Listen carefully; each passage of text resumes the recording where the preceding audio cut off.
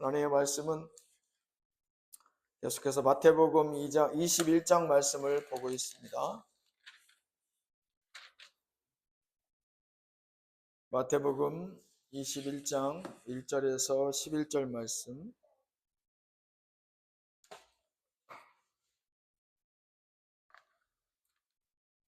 마태복음 21장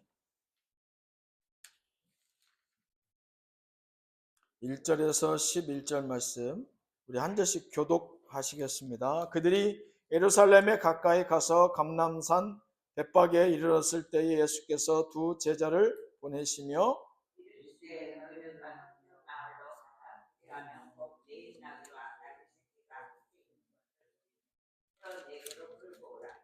만일 누가 무슨 말을 하거든 주가 쓰시겠다 하라. 그리하면 즉시 보내리라 하시니, 시온 딸에게 이르기를 내 왕이 내게 임하나니 그는 겸손하여 나귀 곧 멍에 매는 짐승의 새끼를 닫도다 하라 하였느니라. 나귀와 나귀 새끼를 끌고 와서 자기들의 겉옷을 그 위에 얹음에 예수께서 그 위에 타시니,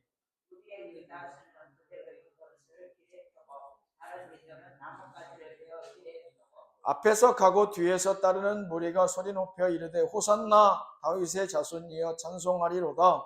주의 이름으로 오시는 이여 가장 높은 곳에서 호산나 하더라.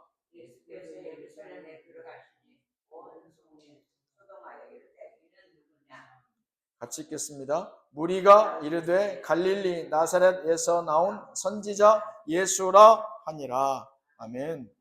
기도하겠습니다. 하나님 주신 말씀, 오늘도 변함없이 마태복음 21장 1절에서 11절 말씀으로 예수 그리스도의 때에 이르러 주님이 행하신 일들을 통하여 이 사순절 우리가 무슨 말씀을 어떻게 묵상해야 될 것인지 하나님의 진리를 간청합니다. 보내주신 성령으로 감동하셔서 주의 음성을 듣게 하시고 그 감동이 다시금 우리의 심령 가운데 진리와 생명으로 새겨져 나갈 수 있도록 은혜 위에 은혜를 베풀어 주옵소서. 예수님 이름으로 기도하였습니다. 아멘.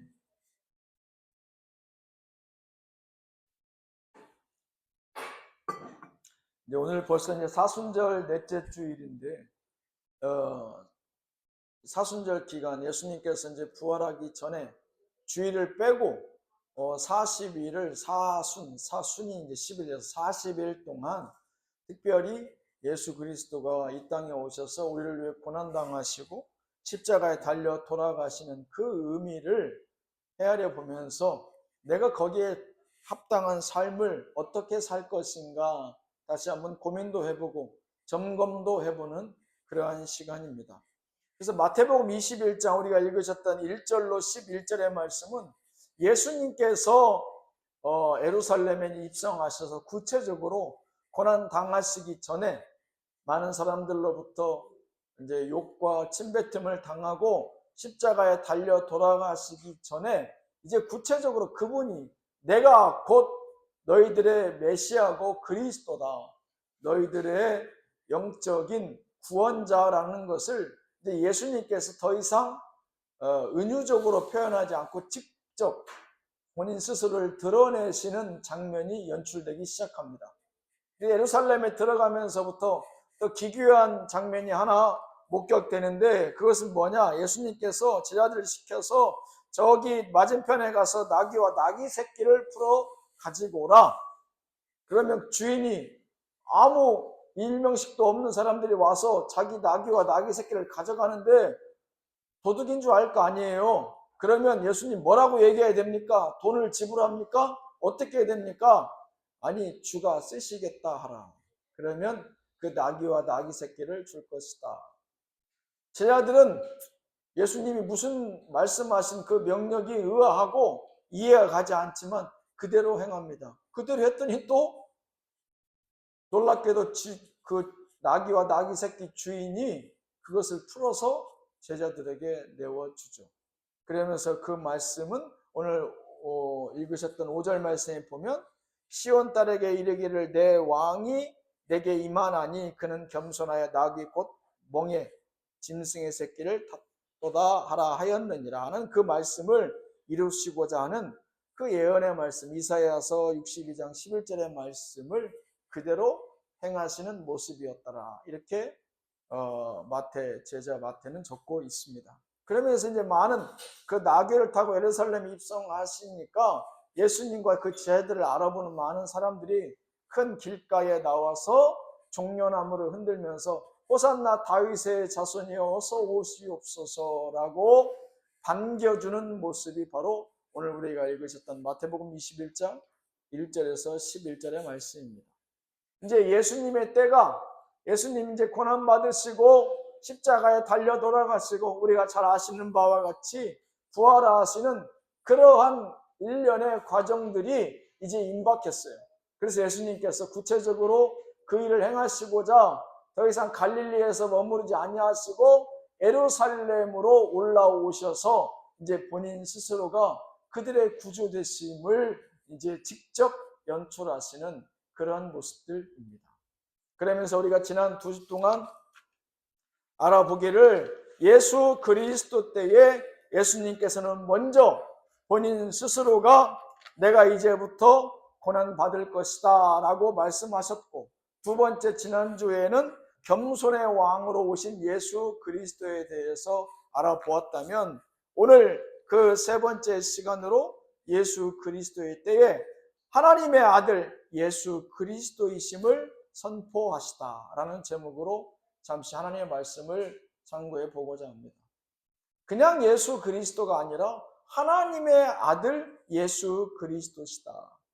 이것을 단적으로 표현하는 말씀이 어디에 있느냐? 3절 말씀에 나오죠. 만일 누가 무슨 말을 하거든 곧 이 얘기는 나귀와 나귀 새끼를 풀어오라고 했습니다 라고 그 주인에게 물으면 그 주인이 누가 이것을 시키느냐 이 일을 묻거든 예수님께서 뭐라고 말씀하십니까? 주가 쓰시겠다 하라.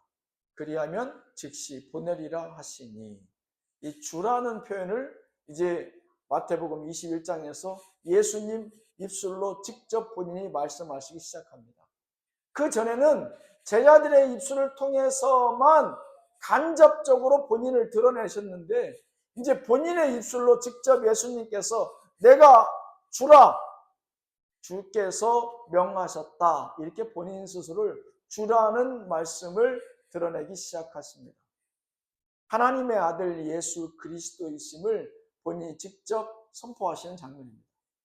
내가 그냥 너희들이 소위 얘기하는 선생이요 기적을 일으키는 마술사가 아니라 이사야와 같은 그런 선지자나 예언자도 아니고 이제 너희들이 그렇게도 대망하고 고대하였던 너희들의 구세주, 구원자, 그리스도, 곧 너희들의 주로 하나님의 아들로 이 땅에 내가 내려왔다. 이렇게 말씀하시는 장면입니다.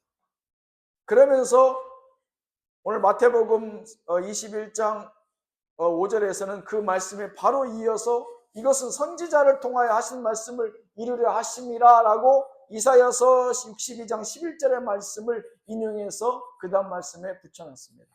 곧 이 이야기는 뭐냐?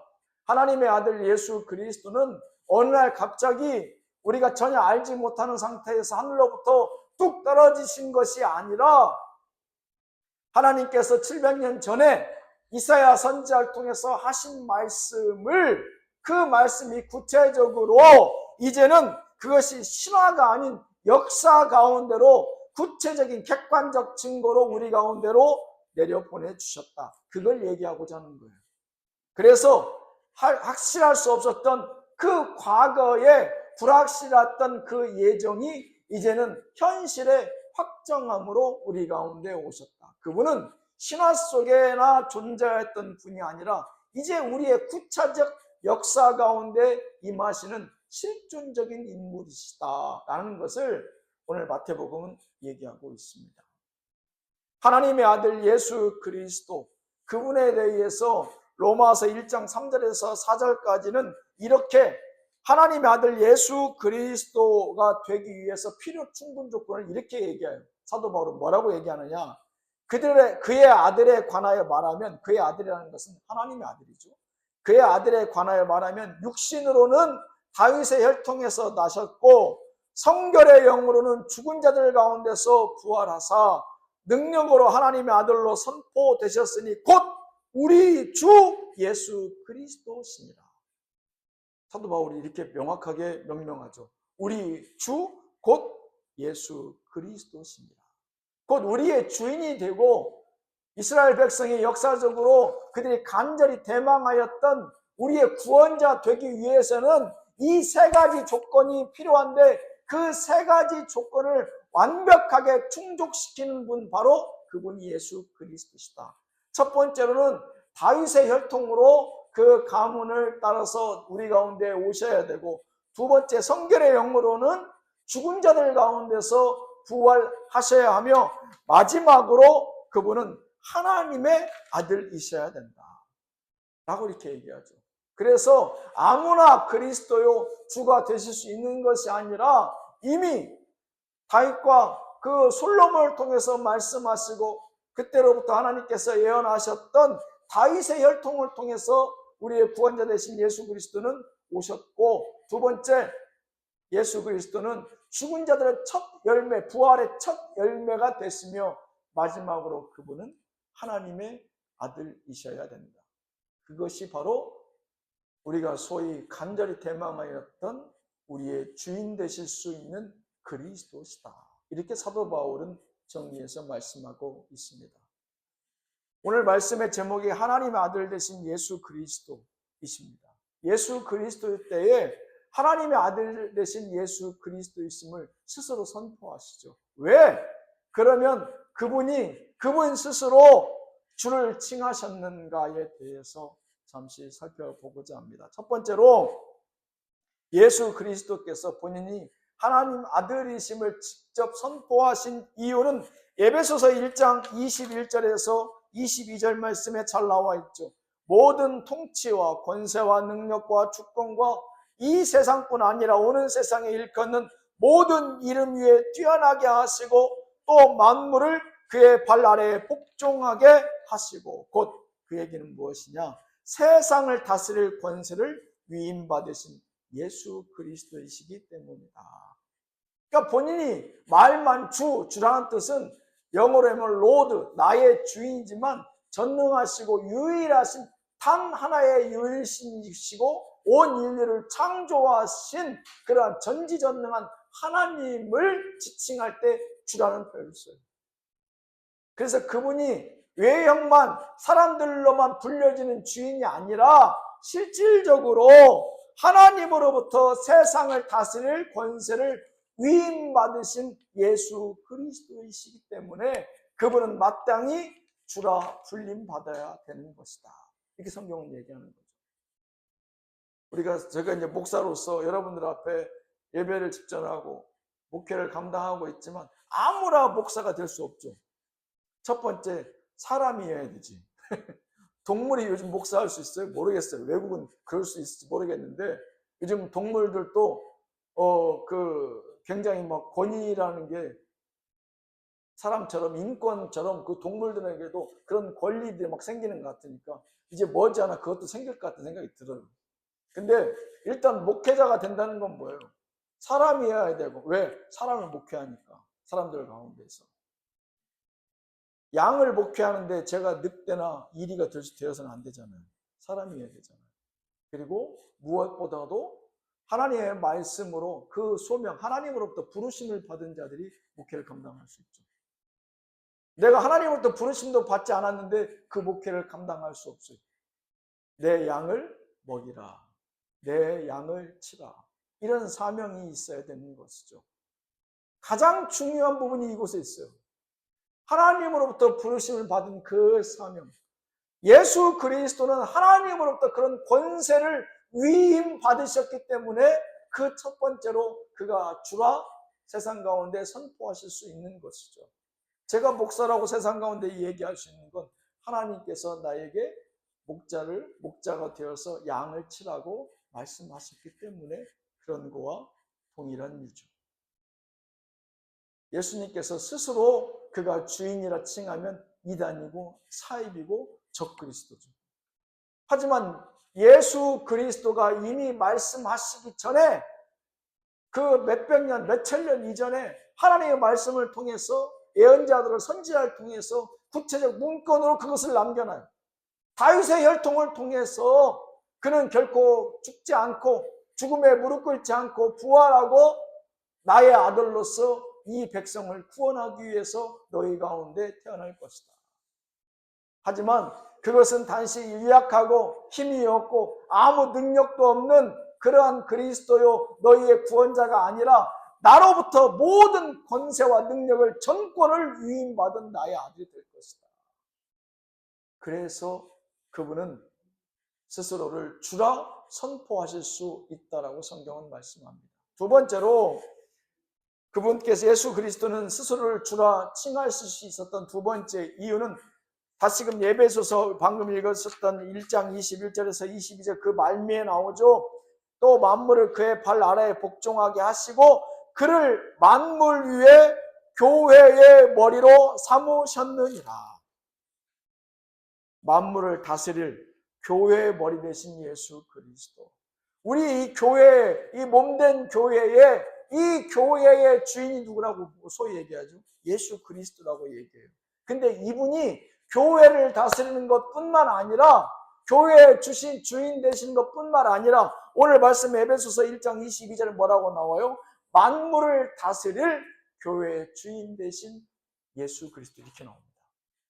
곧 예수 그리스도는 우리가 교회에 국한돼서 교회의 주인으로 교회의 머리 되신 것으로 끝나는 것이 아니라 이미 이 예수 그리스도는 온 세상을 다스릴 권세를 하나님께서 허락해 주셨다라는 것을 얘기하죠. 곧 우리가 믿고 따르고 소망하는 예수 그리스도에 대한 자부심과 긍지를 가져도 괜찮다 말씀하시는 거예요.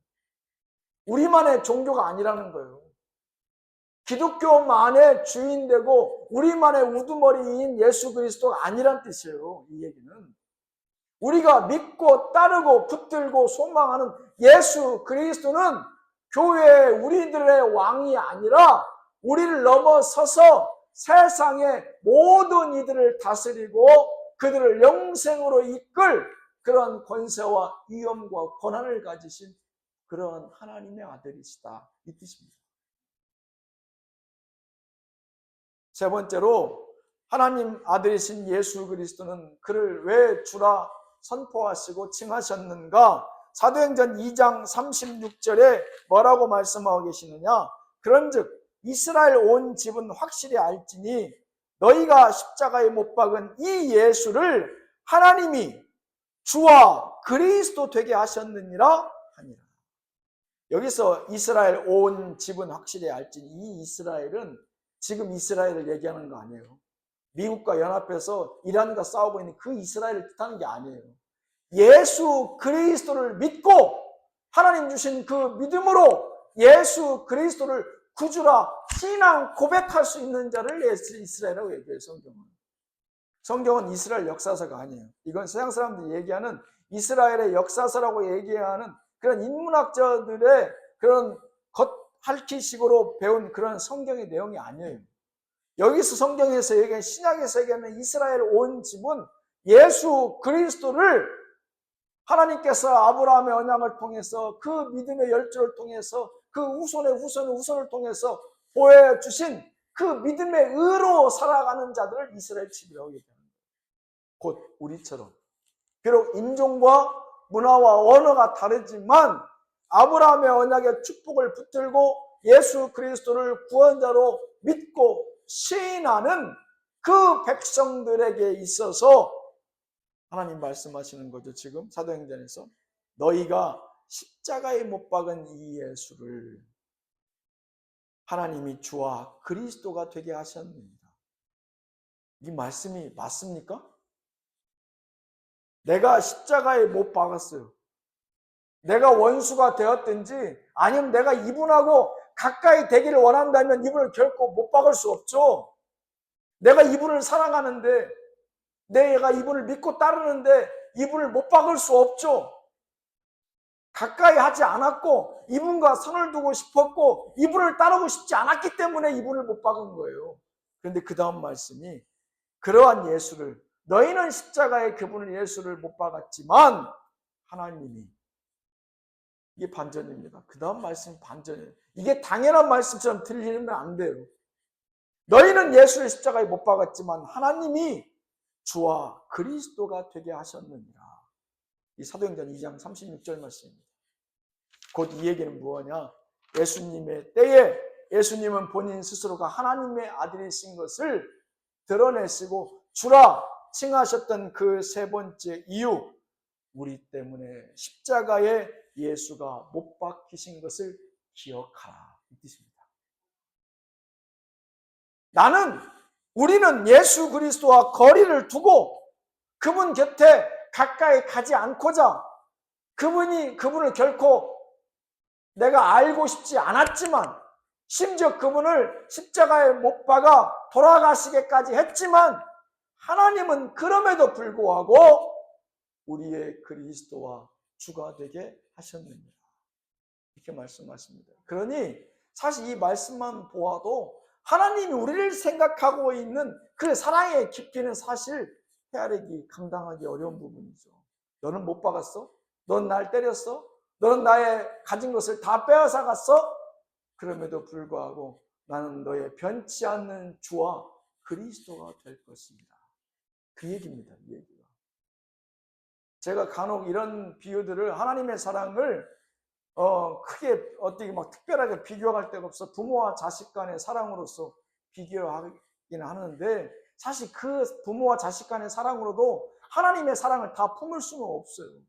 왜냐하면 그 사랑이 우리가 사실 감당하기도 이해하기도 상상하기도 어렵기 때문에 굳이 우리가 삶 가운데에서 가장 그래도 피부적으로 가까이 느낄 수 있는 게 부모와 자식 간의 사랑이잖아요.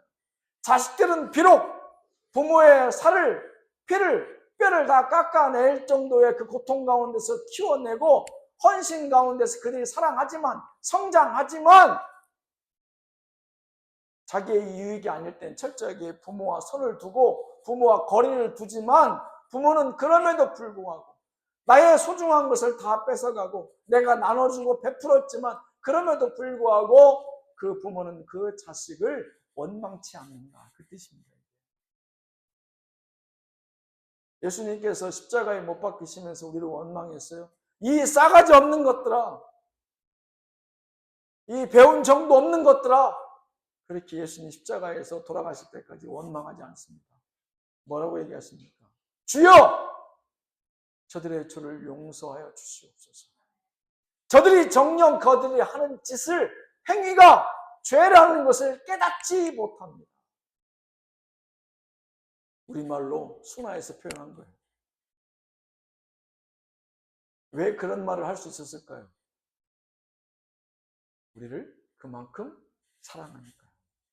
그 차이예요. 그럼에도 불구하고 예수님의 십자가 앞에 누구도 남아있지 않았어요? 제자 단 한 명도 남아있지 않았어요. 사도 베드로는 상징적인 존재예요. 그가 예수님의 수제자라고 또 자칭 타칭 본인이 나서기 원했지만 제자 베드로가 예수님을 3번 부인했다는 건 상징적으로 보여주는 거예요. 그 스스로가 최고의 제자라고 자부했던 베드로가 그렇게 나는 예수를 알지 못합니다라고 고백했더라면 나머지 11명은 어떻겠느냐? 라고 묻는 거예요. 네 자식 중에서 평상시에 너한테 제일 잘하는 첫째가 있었다면 근데 그가 나중에 너 엄마 아빠를 모른다고 부인했다라면 둘째 셋째는 볼 것도 없잖아. 그 뜻이에요. 그게. 그럼에도 주님은 오늘 사도행전 2장 36절에서 뭐라고 그랬다고요? 너는 예수를 십자가에 못 박았지만 하나님은 그런 예수 그리스도를 너의 그리스도요 주가 되게 하셨다. 기억하라는 거예요. 기억하라는 거예요. 너는 예수를 원수 삼고 싶었지만 예수님은 끝까지 단 한 번도 너희를 미워한 적 없다. 이게 회개의 원리입니다.